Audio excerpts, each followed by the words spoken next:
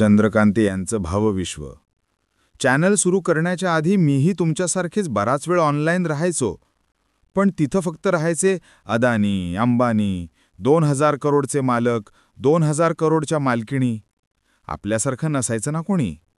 आपले मुलं मुलीही तेच पाहतात, मग आयुष्यभर एकटे राहतात. मग आपलंही प्रतिनिधित्व असावं, कारण 0.01% लोक नसतात ना तितके श्रीमंत. सामान्याचं जीवन वेगळे असताना त्याचंही कोणीतरी प्रतिनिधित्व करावं. म्हणून म्हटलं आपणच करावं. म्हणून सुरू करतो आहे माझं चॅनल चंद्रकांत यांचं भावविश्व. पहा कोण येत आहे आपली कहाणी सांगायला.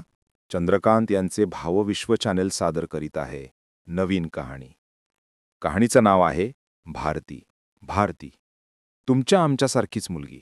लहानपणी सामान्य असलेली भारती आयुष्यात येणाऱ्या समस्यांनंतर संघर्ष करून स्वतःला सामान्य ठेवते की होते प्रेरणा तिच्यासारख्या इतरांसाठी, ते तर कहाणी ऐकल्यावरच कळेल तुम्हाला. तसं भारती तुम्हाला तुमच्यापैकी एक वाटेल. काही वेगळं नाही, आपल्यासारखंच. आई वडील, आजी आजोबा, भाऊ बहीण असं तिचं जीवन. 1-2 नाते इकडे तिकडे, प्रत्येकाचे नाते हेच. तिच्या आईचं तिच्या वहिनीशी वागणं, घरोघरी वागतात तेच. वहिनीबरोबर प्रत्येक घरात असते तशी आईची वागणूक. तसं प्रत्येकालाच वाटतं की आपलं घरच सर्व जग आहे. आपल्या आपल्यामध्ये राग, द्वेष, लोभ अशा समस्या असतातच. तिच्याही घरात होत्या. वहिनी आणि ननंदेमध्ये असलेला हेवा दावा तिच्याही आई आणि मामीत असतो. प्रत्येक घरात असतात हे. पेल्यामधले वादळ म्हणजे नात्यातली वादळ म्हणजे पेल्यातली वादळं असतात ना. पण बाहेरची वादळं आयुष्य उद्ध्वस्त करणारी असतात. पण जोपर्यंत बाहेरची वादळं येत नाही तोपर्यंत पेल्यातली वादळं मोठी वाटतात आपल्याला. तसंच तिच्या आईचंही होतं. सर्व दूरच असतं. घरोघरी मातीच्या चुली. भारतीचं साधं सुधं कुटुंब. तीही साधीच. आई सांगते ती तिची गीता. आणि आई म्हणेल ते होय म्हणणारी भारती.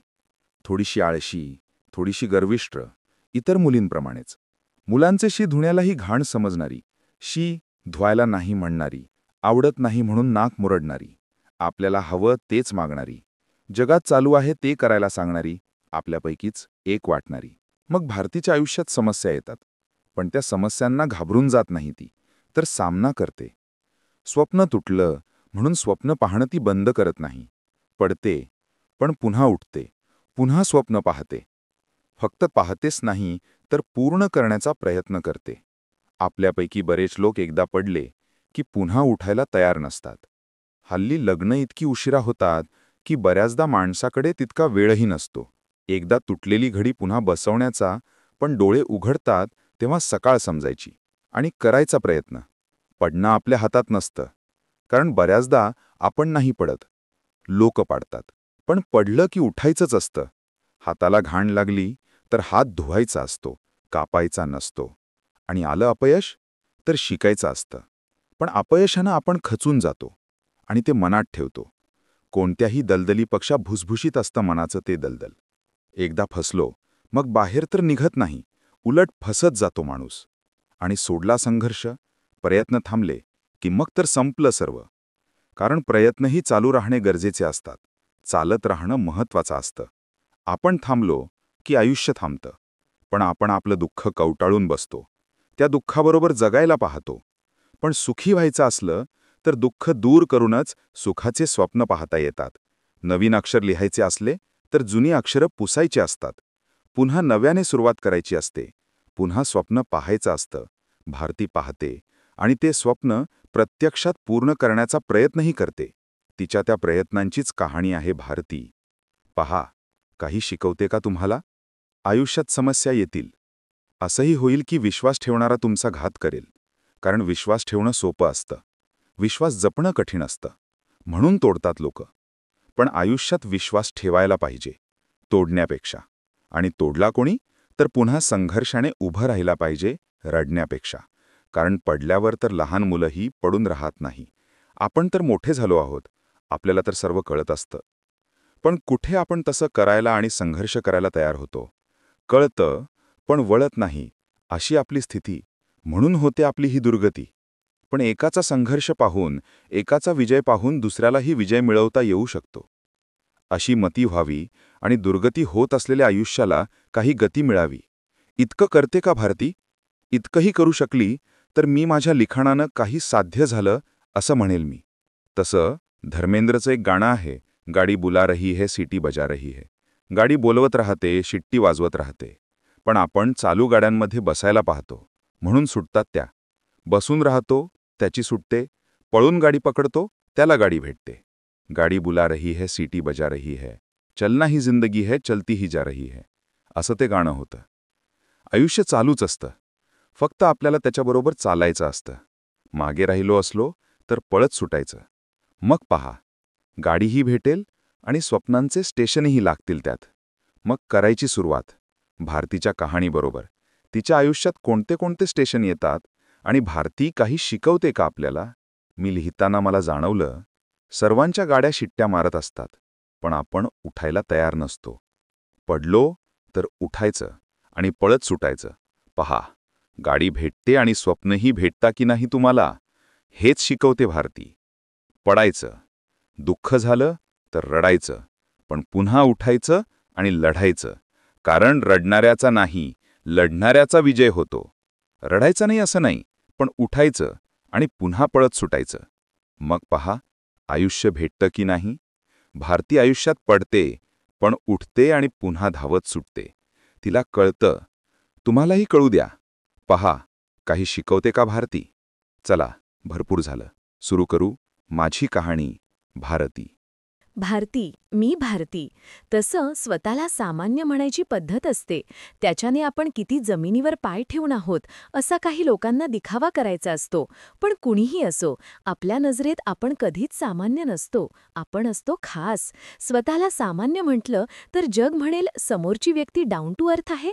पण आपणच म्हटलं आपल्याला सामान्य तर समोरचा तो करेल का कदर आपली? आणि जगणं आत्मसन्मानासाठी असतं. आपला आत्मसन्मान राहिला पाहिजे म्हणून मी स्वतःला सामान्य म्हणणार नाही. मी भारती. तसं माझ्याबद्दल बोलायचं म्हटलं तर आईकडे तर जन्मापासून पुराण आणि कौतुक आहे माझं. थकत नाही सांगता सांगता. आई आहे ना ती.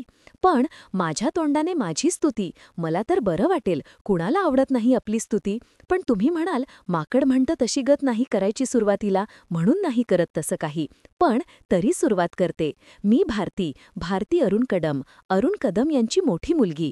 तुम्ही म्हणाल कहाणी आहे? कहाणी कहाणीच असते. कुणाची कहाणी, कुणाचं जीवन. ऐकणाऱ्यासाठी कहाणी, भोगणाऱ्यासाठी भोग, जगणाऱ्यासाठी जीवन. वाईट वाटतं ना? भोगणाऱ्यासाठी म्हटलं मी. चला, दोघीतला एक शब्द जगणाऱ्यासाठी म्हटलेलं चांगलं आहे. मग ऐकायची का भारतीची कहाणी? मी काही अंबानी अदाणी नाही, करोडोचे व्यवहार नाहीत, मोठे बडे लक्झरी बंगले किंवा गाड्या नाहीत. सुरुवातीला तर नाहीच करोड. पहिल्यांदा नशिबात आले तेही एक दुःख, आणि त्या दुःखावरचं औषध म्हणून एकदमच मधलं नाही सांगत, सुरुवात करते. आता माझी कहाणीची. मी भारती, अरुण कदम यांची मोठी मुलगी.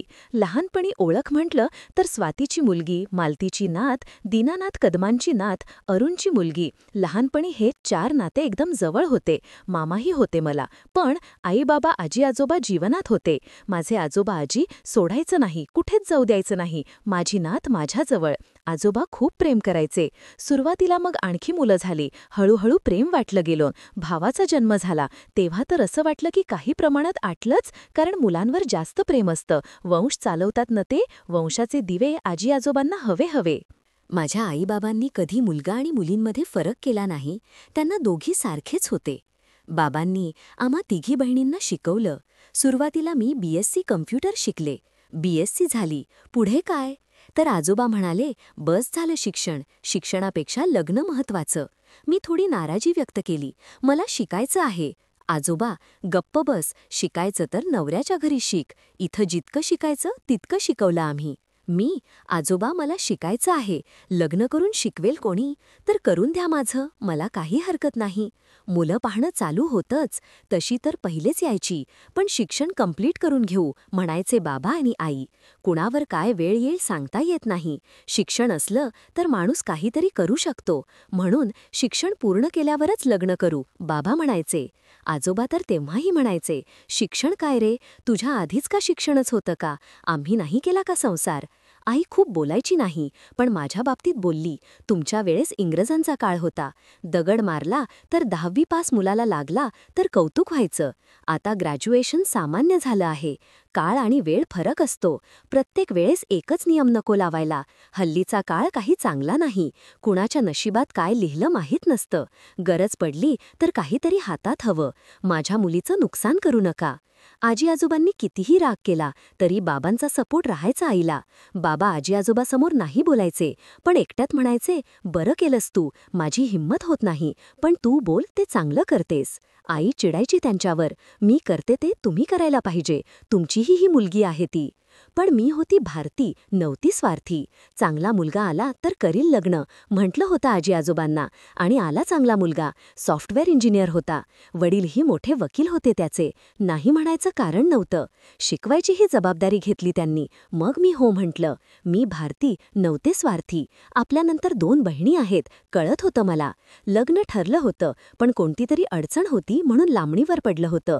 तसं सुरुवातीला मी फक्त MSc करायचा विचार करत होते.